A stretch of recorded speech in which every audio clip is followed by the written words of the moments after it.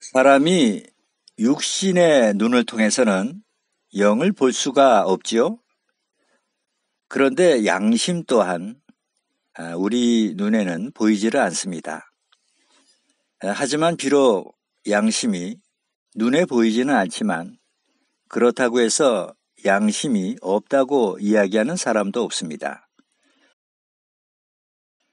양심은 오직 영적인 존재인 사람만이 지니고 있습니다. 그러기에 사람은 누가 지켜보는 사람이 없더라도 죄가 되는 불법적인 행동을 하게 되면 자신도 모르게 몸이 떨린다거나 가슴이 쿵쿵거리면서 뛰는 것을 즉시 느낄 수가 있습니다. 이것이 바로 사람에게 양심이 있다는 증거입니다. 그런 면에서 양심을 저버리고 사는 사람들은 본인들 스스로가 나는 짐승이라고 시인하는 것과도 같은 것입니다. 왜냐하면 짐승은 양심이 없기 때문입니다. 하나님께서는 종귀에 처하나 깨닫지 못하는 사람은 멸망하는 짐승 같도다라고 말씀하셨습니다. 실상 영과 양심은 아주 밀접한 관계가 있습니다. 영을 쫓아 신앙생활을 올바르게 하고자 하는 사람은 양심이 외치는 소리에 귀를 기울여서 양심의 소리를 거스르지 말아야 합니다. 믿음과 양심은 마치 수레바퀴와 같아서 두 바퀴가 함께 나란히 굴러가야 합니다. 믿음 없이 선한 양심을 갖기가 어렵고요. 선한 양심 없이 좋은 믿음 또한 가질 수가 없기 때문입니다. 디모데 전서 1장 19절에 보시면요. 믿음과 착한 양심을 가지라. 어떤 이들이 이 양심을 버렸고 그 믿음에 관하여는 파선하였느니라 라고 기록되어 있습니다. 여기서 파선이란 배가 풍파나 암초로 인해 부서진다는 뜻입니다. 결국 이 말씀은 양심을 버리게 될 때 그 믿음 또한 부서지게 된다는 것입니다. 그래서 믿음과 착한 양심을 가지라고 권면하는 것입니다. 베드로전서 3장 21절에서는 오직 선한 양심이 하나님을 찾아가는 것이라고 기록되어 있습니다. 예수님께서 마태복음 6장 22절로 23절에 내 눈이 성하면 온 몸이 밝을 것이요 눈이 나쁘면 온 몸이 어두울 것이라고 말씀하셨듯이 양심이 맑지를 못하면 영의 눈 또한 어두워지게 됩니다.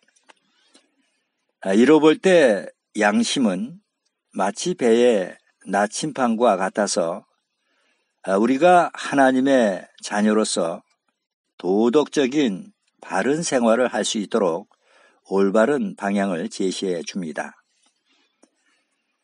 요한복음 8장에 보시면 음행하다 현장에서 붙잡힌 여자를 데리고 와서 돌로 치려고 할 때 예수님께서는 너희 중에 죄 없는 자가 먼저 돌로 치라라고 말씀을 하시자 8장 9절에 저희가 이 말씀을 듣고 양심의 가책을 받아 어른으로 시작하여 젊은이까지 하나씩 나가고 오직 예수와 그 가운데 섰는 여자만 남았더라라고 기록되어 있습니다. 그리고 11절에서 예수님께서는 나도 너를 정죄하지 아니하노니 가서 다시는 죄를 범치 말라라고 말씀하셨습니다. 사람은 도덕적으로 바른 생활을 하게 되면 마음이 기쁘지만 양심을 거스리면 환경이 아무리 좋아도 마음이 편치 않고 불안하게 됩니다. 예수님의 제자들은 복음을 전하면서 매를 맞고 핍박을 받아도 양심에 거리끼는 것이 없었기 때문에 늘 마음이 평안하고 기뻐했습니다. 하지만 가룟 유다는 양심을 거스려서 예수님을 은 30냥에 팔았기 때문에 마음이 괴롭고 고통스러워서 결국은 받은 돈을 성전 뜰에 던져버리고 스스로 목을 매 자살을 한 것입니다. 이렇듯이 세상 법정은 혹시 피할 수 있을지 모르지만 양심의 법정은 피할 수가 없습니다. 다윗도 우리아의 아내인 밧세바를 취한 후에 우리아를 암몬 사람에게 죽게 내어줄 때 양심이 많이 괴로웠을 것입니다. 하지만 정욕의 소리, 욕심의 소리가 너무 컸기 때문에 양심의 소리를 듣지 못한 것입니다. 가룟 유다는 욕심의 소리가 너무 큰 탓에 양심의 소리를 듣지 못하고 결국 예수님을 팔았습니다. 우리는 양심이 곧 도덕 생활의 나침판이라는 것을 기억하셔서 양심이 가리키는 방향으로 따라가셔야 합니다. 양심이 거절하는 것은 아무리 좋은 것이라도 그 유혹을 과감하게 뿌리치고 멀리 하셔서 하나님을 기쁘시게 하는 여러분들이 다 되셨으면 좋겠습니다. 우리가 신앙생활을 하면서 양심을 지켜야 하는 그 이유 중 하나가 양심을 통해서 영의 음성을 들을 수 있기 때문입니다. 영의 기능은 양심과 함께 할 때 그 기능을 발휘할 수 있습니다. 양심이 마비가 되면 하나님의 음성을 바르게 들을 수 없고 성령의 인도하심을 따라 하나님의 자녀로서 온전한 삶을 살아갈 수가 없습니다. 요셉은 보디발 아내의 유혹을 받았을 때 양심의 음성을 들었기 때문에 내가 어찌 하나님 앞에서 이 큰 악을 행하리까라고 하면서 그 죄악을 물리칠 수가 있었습니다. 그로 인해서 요셉은 감옥을 들어갔지만 그래도 마음만은 늘 평안하고 하나님과 동행하는 생활을 할 수 있었던 것입니다. 성화의 제일은 양심의 소리에 충실하게 따르는 것입니다. 양심이 마비가 되면 신령한 생활에 기초가 없는 것으로 결국 언젠가는 무너지게 됩니다. 실상 양심을 버리는 사람은 하나님의 자녀이기를 포기하는 것과도 같다 할 수 있습니다. 양심이 정죄하면 하나님께서도 정죄하시기 때문입니다. 왜 믿음과 착한 양심을 가지라. 이들이 이 양심을 버렸고 그 믿음에서 관하여는 파선하였느니라 라고 기록되어 있겠습니까? 양심을 버린 사람은 배가 파선해서 침몰하듯이 그의 신앙도 인격도 결국은 파산에 이르게 되는 것입니다. 무엇보다 양심이 중요한 것은 양심이 없는 사람은 언제든지 은혜 또한 저버릴 수가 있기 때문에 그렇습니다. 문둥병에 걸린 사람은 바늘로 찔러도 피가 나도 아픈 줄을 모릅니다. 바로 양심의 문둥병에 걸린 사람은 아무리 양심이 찔려도 아프지를 않습니다. 그러기에 우리 모두는 강팍한 양심, 위조된 양심, 마비된 양심이 되지 않도록 항시 경계하고 조심하셔야 합니다. 바울은 사도행전 23장 1절에서 내가 범사에 양심을 따라 하나님을 섬겼노라라고 이야기합니다. 양심이란 절대 논쟁의 대상이 아닙니다. 설득을 한다거나 정당화하거나 합리화가 불가능합니다. 무엇을 훔치고 양심의 괴로움을 달래기 위해서 그 물질을 설사 구제사업에 썼다 하더라도 그 훔친 것으로 인한 양심의 괴로움은 사라지지 않습니다. 합리화된 설명이 사람을 만족시킬 수는 있어도 양심을 만족시킬 수는 없습니다. 그러기에 아무리 논리적이고 합리적이라고 하더라도 양심이 동의하지 않는다면 그것은 하나님의 뜻이 아닙니다. 왜냐하면 양심을 주신 분도 그 양심의 주인 또한 하나님이시기 때문입니다. 사람들이 아무리 착하고 훌륭하다고 칭찬을 한다 하더라도 양심이 아니라고 소리친다면 마음은 변함없이 괴로울 뿐입니다. 그러기에 외면하고 돌아서야 합니다. 설사 사람들이 알아주지 않고 미워하고 조롱하고 핍박을 한다 하더라도 양심에 거리낌이 없다면 심령이 평안하고 기쁨이 넘쳐나게 됩니다. 전도서 2장 24절에 사람이 먹고 마시며 수고하는 가운데서 심령으로 낙을 누리게 하는 것보다 나은 것이 없나니 내가 이것도 본즉 하나님의 손에서 나는 것이로다라고 기록되어 있습니다. 사람 사이에는 겉으로 드러난 외모나 말과 행동을 보면서 상대를 판단하게 되지요. 그런데 그 말과 행동이 마음속의 양심과 다르다면 그것이 바로 거짓이고 위선이 되는 것입니다. 사람들은 상대의 양심을 들여다볼 수 없기에 아무리 거짓으로 포장해도 그 사실을 전혀 알 수 없는 것이 바로 우리네 인생들입니다.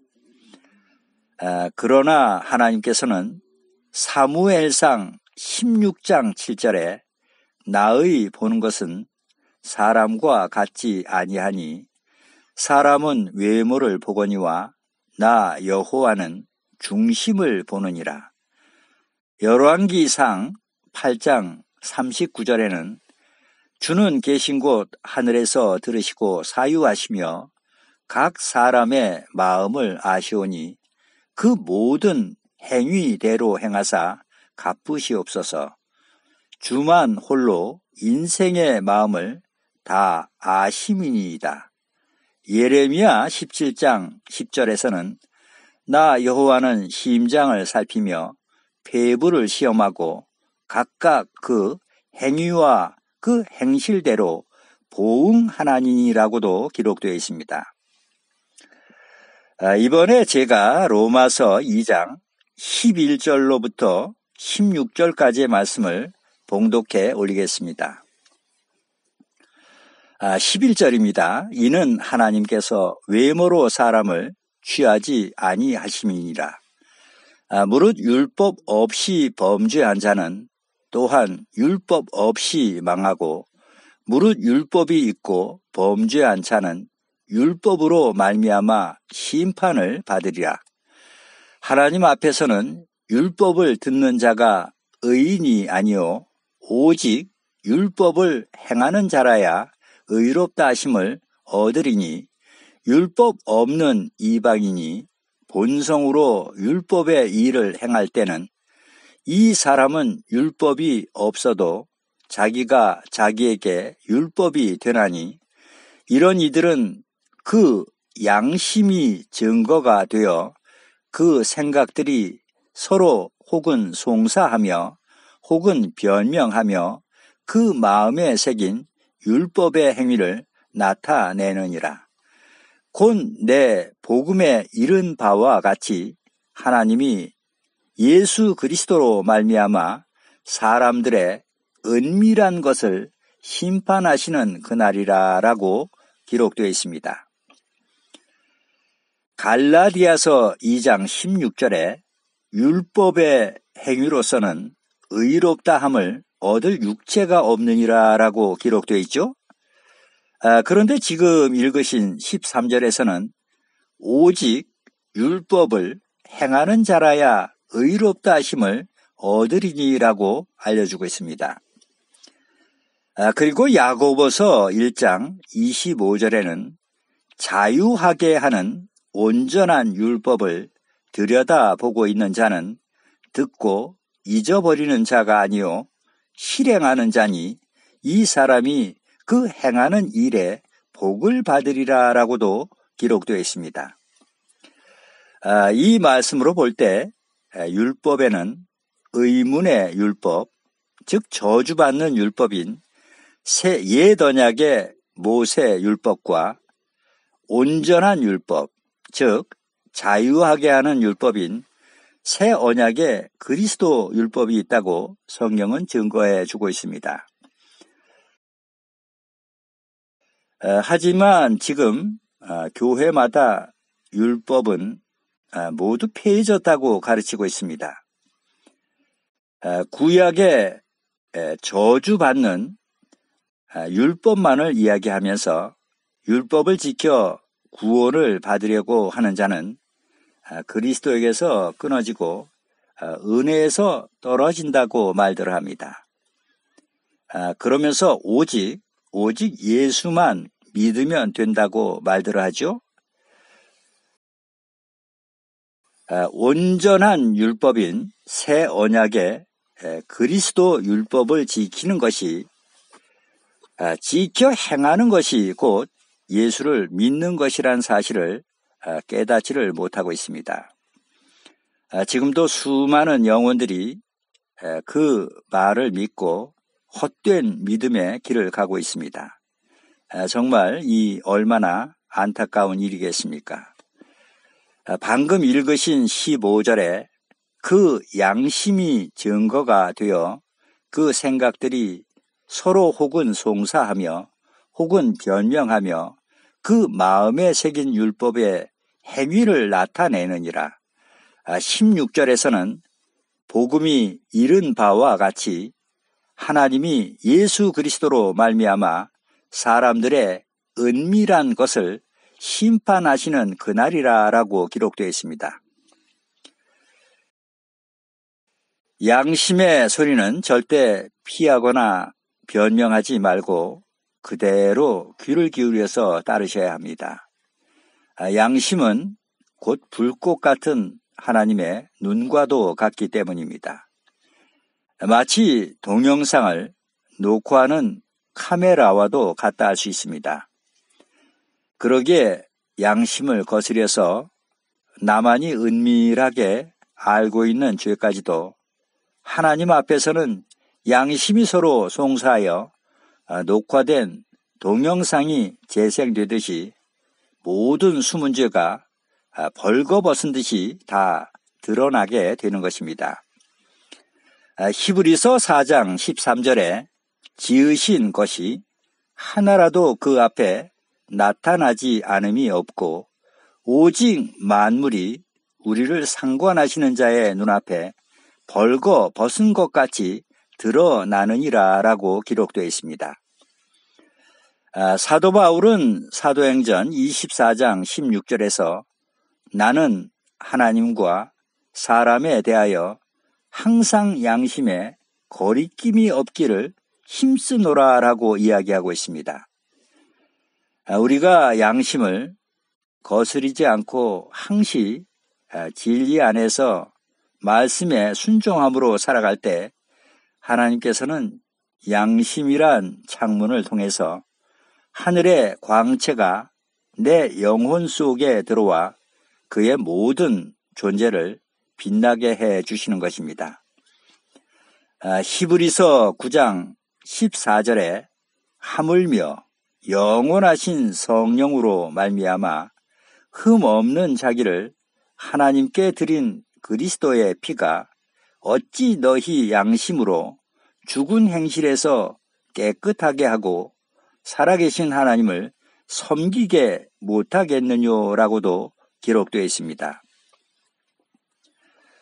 우리가 천국 백성으로서 정도의 길을 걸을 수 있도록 하나님께서 친히 주신 귀한 선물인 양심이란 보화를 모두가 굳게 잘 지키셔서 하나님의 자녀로서 부끄럽지 않은 온전한 삶을 살아 하나님께 기쁨 드리고 영광 돌리시는 여러분들이 다 되실 수 있기를 주님의 이름으로 축원드립니다. 아멘.